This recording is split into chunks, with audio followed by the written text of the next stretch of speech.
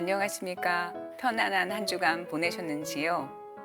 새로 한 주간을 힘차게 시작할 수 있는 하느님의 은총을 청하면서 치유 여정 시작하도록 하겠습니다. 오늘은 성경 인물과 함께하는 치유 여정 39번째 시간입니다. 지난주에 이어서 오늘도 좀 특별한 주제를 다루어 보고자 합니다. 여러분은 하느님이 정의롭다고 생각하십니까? 어떤 분들은 동의하실 거고 또 어떤 분들은 머리로는 동의하지만 마음속으로는 부정하실 수도 있습니다. 사실 하느님의 정의 문제는 성경 속에 등장하는 인물들도 씨름한 문제였습니다. 저는 이 하느님의 정의라는 문제를 두 분의 성경 인물을 통해서 바라보고자 합니다. 한 분은 열왕기상권 21장에 소개되는 인물로 아합 임금과 그의 부인 이제벨의 불의로 억울하게 죽은 나봇입니다. 다른 한 분은 하느님께 직접 하느님의 정의에 대해 따져 물었던 하박국 예언자입니다. 나봇 이야기는 마음을 치유하는 25가지 지혜에 나오고요.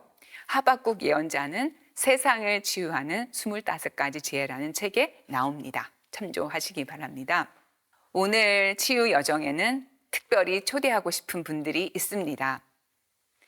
부당해 보이는 하느님을 미워하거나 싫어하신 적이 있는 분들, 지금도 그렇게 하고 있는 분들을 초대하고 싶습니다. 놀라지 마십시오. 이런 분들은 소수가 아닙니다. 저도 한때는 그런 사람이었었습니다. 성경에서도 이런 사람들을 쉽게 찾아볼 수 있습니다. 하느님과 정말 친밀한 관계를 맺었던 예레미야 예언자도 그랬습니다. 예레미야 11장 1절에 보면 예레미야 예언자도 하느님께 이렇게 따져 물었습니다. 제가 당신과 소송을 벌일 때마다 당신께서는 정의로우십니다. 그럴지라도 당신께 공정성에 대해 여쭙겠습니다. 어찌하여 악인들의 길은 번성하고 배신자들은 모두 성공하여 편히 살기만 합니까?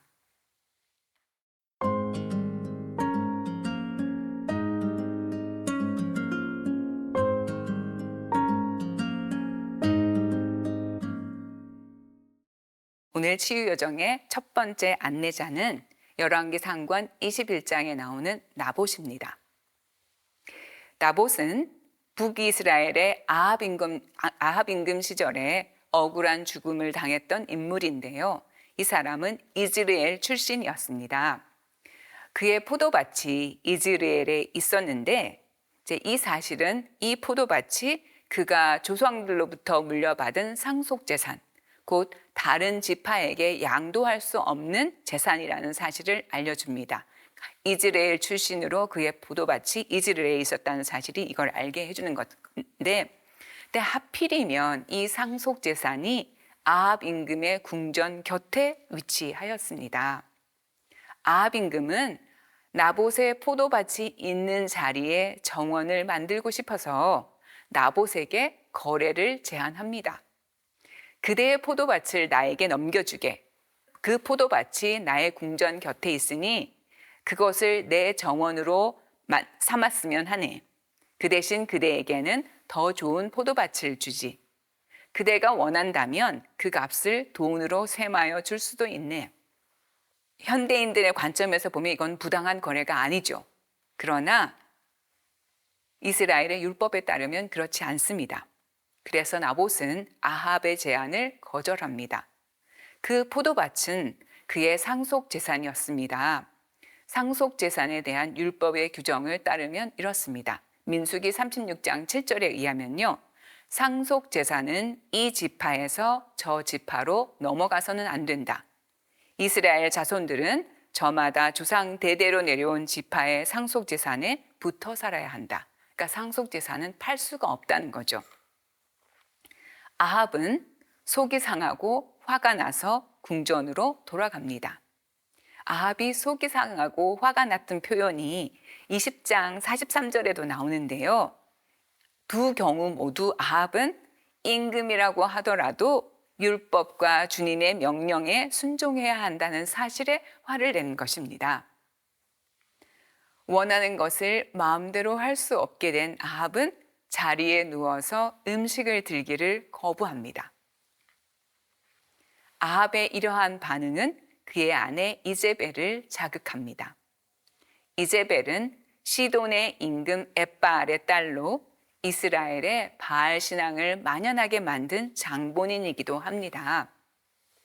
그는 외국인으로서 임금이 율법의 권위 아래 있다는 사실을 간단하게 무시합니다. 아합이 음식을 거부하는 이유를 알게 된 이제벨은 아합에게 이렇게 말합니다. 이스라엘의 왕권을 행사하시는 분은 바로 당신이십니다. 그러니까 임금인데 그것 하나 맘대로 못하냐? 이제 이렇게 반응하시는 거죠. 이제벨의 이 말은 하느님을 이스라엘의 임금으로 고백하는 구약성경의 전통과는 맞지 않습니다. 이제벨은 임금이라면 무엇이든 원하는 대로 할 수 있다는 사실을 아합에게 확인시키기 위하여 나봇의 포도밭을 넘겨주겠다고 말합니다. 이렇게 하여 나봇은 이제벨의 은밀한 계획의 희생자가 됩니다.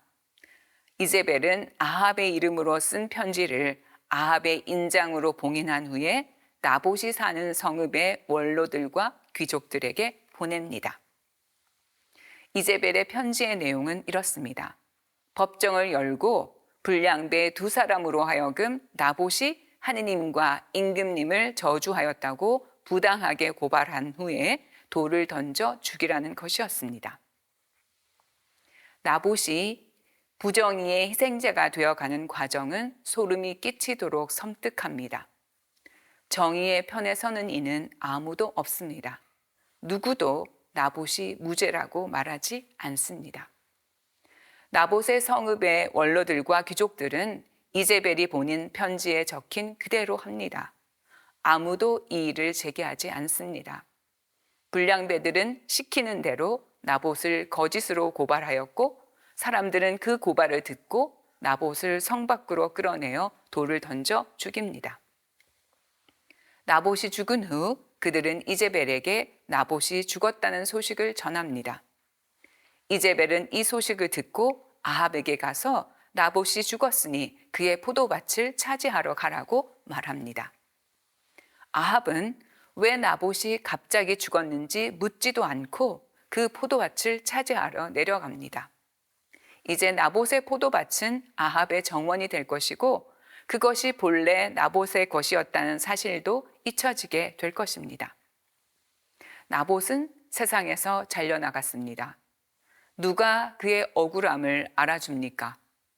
그의 가족들이 겪은 끔찍한 아픔을 누가 달래줄 수 있겠습니까?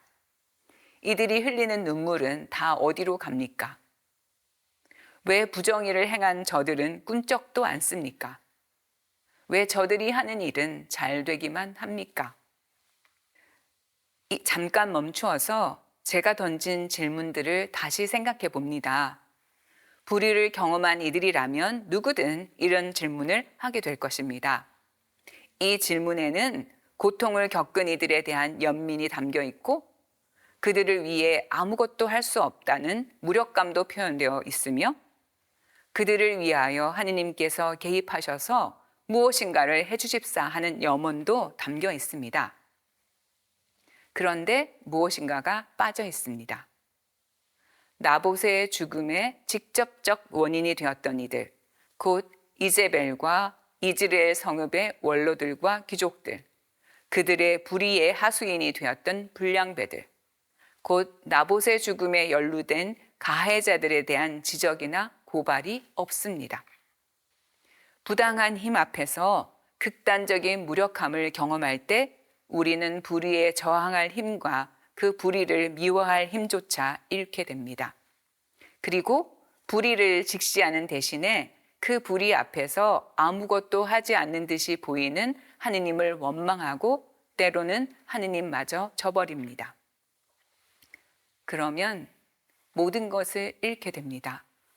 아무 것에도 의지할 수 없는 철저한 패배자가 됩니다.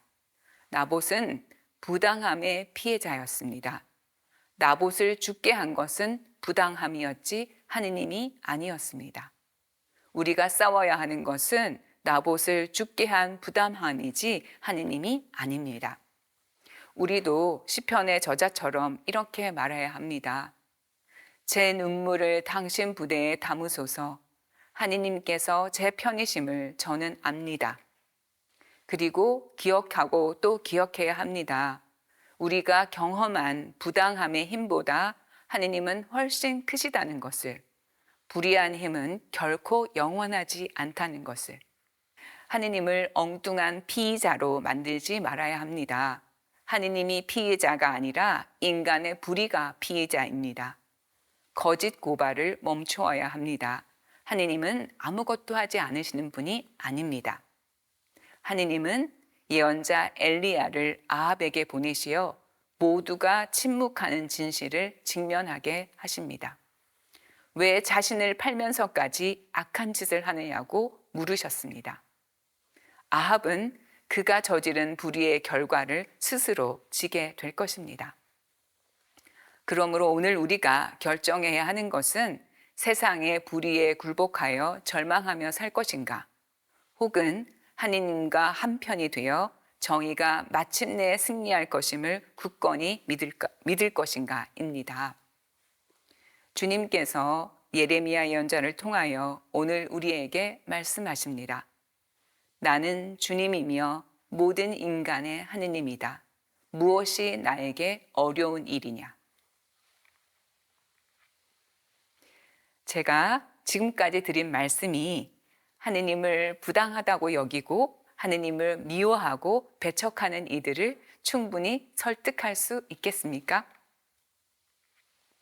현실은 성실하게 일하는 젊은이가 10년째 정규직 일자리를 얻지 못하고 있고, 한 젊은 엄마는 아직 아기를 두고 갑작스런 사고로 세상을 떠났습니다. 건강하던 청년이 집단 폭행으로 뇌사 상태에 빠지고 말았습니다. 부정할 수 없는 이런 현실적인 고통으로 신앙의 회의를 품은 이들이 얼마나 많습니까? 그들은 여전히 울부짖습니다. 하느님의 정의는 어디에 있느냐고. 그래서 저는 치유 여정의 둘째 안내자인 하박국 예언자에 대해서 말씀드리고자 합니다. 하박국 예언자는 바로 이런 이들의 대변자라고 할 수 있습니다. 하박국 예언자는 다른 예언자들하고 다르게 하느님의 말씀을 받아서 전한다기보다는 그의 시대의 부정의와 폭력에 대해서 하느님께 항의하는 예언자입니다. 불의를 징벌하지 않고 고통받는 이들의 울부짖음을 외면하는 듯이 보이는 하느님께 제발 무엇인가를 하시라고 그는 호소합니다. 이런 예언자의 불평과 그에 대한 하느님의 응답이 하박국 예언서의 주된 내용입니다. 예언자의 첫 번째 불평을 소개해 드리겠습니다. 하박국 예언서 1장 2절부터 4절에 나와 있는데요. 하박국은 자신이 목격하고 있는 폭력과 불의, 재난과 부정의 앞에서 하느님께 얼마나 오랫동안 살려달라고 울부짖어야 하는지, 왜 하느님은 아무것도 하시지 않는지 묻습니다. 악인들은 의인을 둘러싸고 공정을 왜곡하기만 하는데 왜 하느님은 그저 불의를 지켜보고만 계시는지 따져 묻습니다. 여기에서 말하는 악인과 의인의 정체는 분명하게 드러나지 않습니다. 대부분의 학자들은 기원전 597년에 예루살렘이 바빌로니아인들에게 함락되기 직전, 정치 경제적으로 혼란스러웠던 요야킴 시절이 그 배경일 것이라고 생각합니다. 예언자는 자기 시대의 부정의와 폭력을 부정하지도 무시하지도 않습니다. 자신과는 무관한 일이라고 뒤로 밀쳐두지도 않습니다. 그는 하느님 앞에 나와 솔직하게 이 일을 제기합니다. 납득할 수 없는 현실 앞에서 자신이 느끼는 혼란과 고통을 있는 그대로 토로합니다. 하느님의 무응답 때문에 이 땅에 법이 세워지지 않는다고 불평하면서 제발 무엇인가를 하라고 하소연합니다. 하박국의 첫 번째 불평에 대한 하느님의 응답은 하박국 예언서 1장 5절부터 11절에 제시됩니다. 하느님은 부정한 이들의 사악한 행위를 잘 알고 계시며 이들을 징벌하기 위해서 칼데아인들을 보내실 것이라고 말씀하십니다. 칼데아인들, 이들은 곧 바빌로니아인들을 말하는데요. 바빌로니아인들은 제 것이 아닌 것을 차지하고 법과 권위를 멋대로 휘두르며 폭력을 행사하고 거만하게 다른 이들을 무시하고 업신여기며 자신의 힘을 하느님으로 여기는 자들이라고 말씀하십니다. 이것은 바빌로니아인들에 대한 비난인 동시에 유다에서 부당하게 권력을 휘두르는 이들을 꼬집는 말이기도 합니다.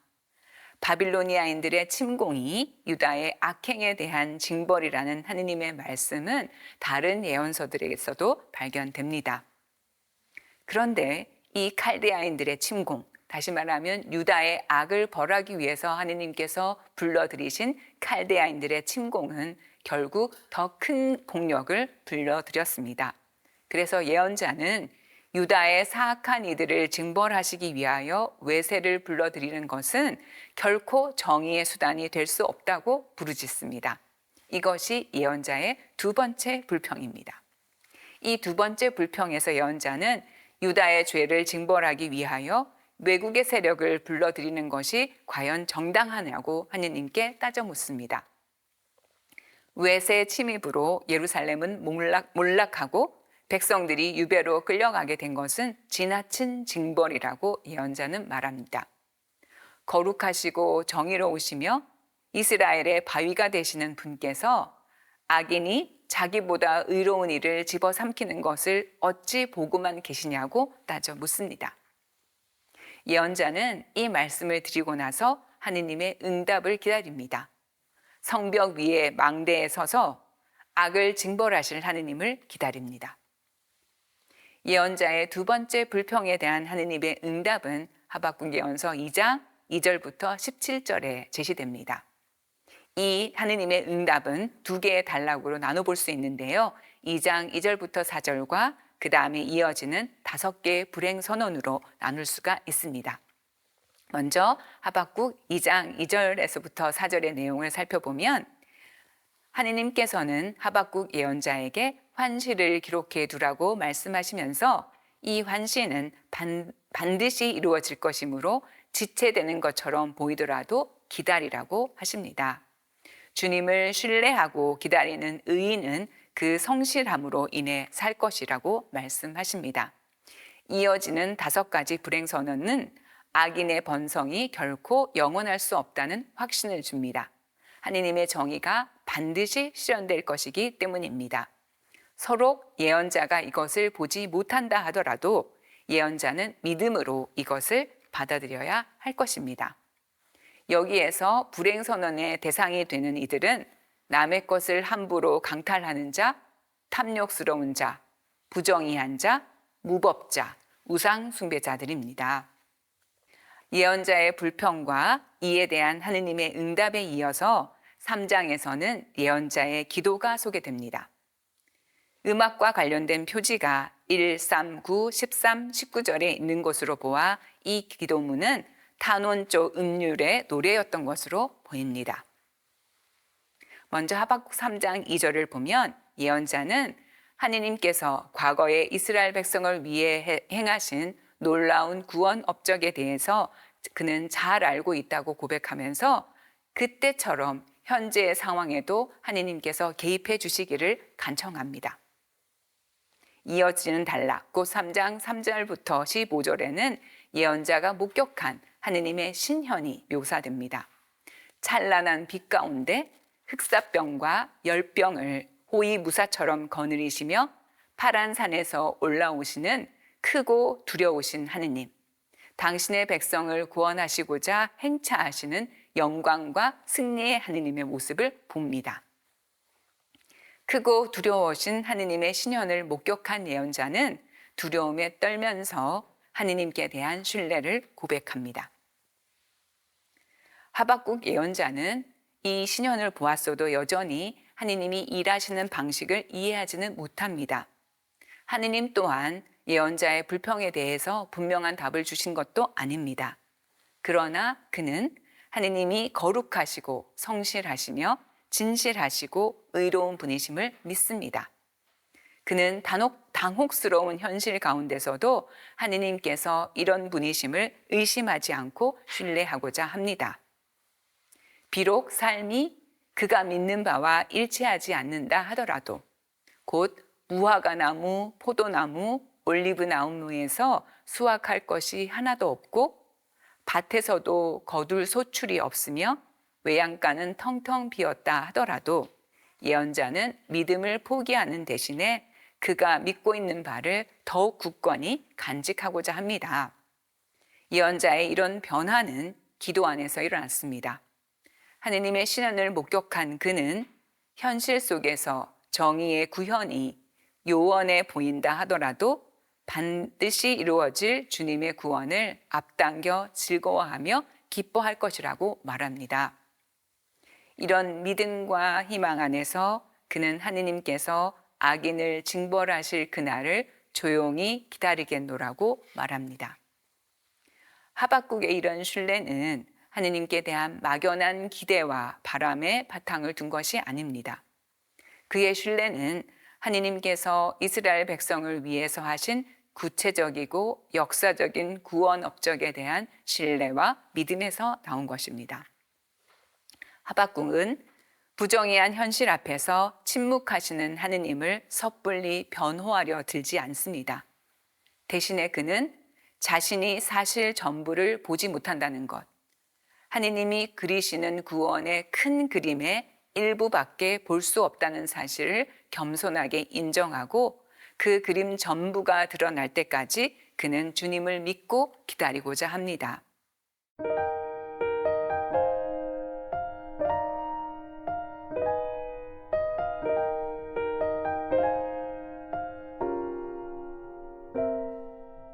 하박국은 기도를 통해서 부정의한 현실 앞에서 자신이 무엇을 해야 하는지를 알게 되었습니다. 이해할 수 없다 하더라도 여전히 하느님께 대한 믿음을 갖겠다고 그는 선언합니다. 이런 믿음의 열매가 바로 요한복음 16장 22절에서 말하고 있는 아무도 빼앗아 갈 수 없는 기쁨일 것입니다. 이런 의미에서 하박국 예언자는 이 불안의 시대에 어떻게 기도해야 하는지를 가르쳐주는 스승이기도 합니다. 그러면 우리는 이제 나봇과 하박국이라는 두 인물의 거울에 비춰서 우리 자신의 길을 한번 살펴보도록 하겠습니다. 여러분은 부당해 보이는 하느님을 미워하고 싫어하신 적이 있습니까? 하느님을 미워해도 될까요? 나봇이 죽어갈 때 하느님은 부재하셨을까요? 아니면 어디에 어떤 모양으로 나봇과 함께 하셨을까요? 수백만의 어린이가 굶주림으로 죽어갑니다. 하느님은 어디에 계십니까? 하느님은 아무 일도 하지 않으시는 걸까요? 이 모든 것이 오직 하느님의 탓일까요? 왜 인간은 이토록 잔인하고 왜 이토록 타인의 고통에 무감각한 것일까요? 하박국은 불의해 보이는 하느님과 직접 대화를 시도합니다. 그분께 직접 불평합니다. 그리고 하느님의 응답을 듣고 하느님께 대한 깊은 신뢰에 이르게 됩니다. 불평거리가 있으면 하느님께 직접 아뢰십시오. 그리고 대답을 들을 때까지 하느님과 씨름하십시오. 그러면 우리도 하박국처럼 어떤 상황에서도 하느님의 정의가 집행될 날을 믿음으로 기다릴 수 있을 것입니다. 오늘은 여기까지 하겠습니다. 이제 다음 주에는 치유 여정 마지막 시간이 될 텐데요. 다음 시간에도 여러분 다시 뵙게 되기를 바랍니다. 수고하셨습니다.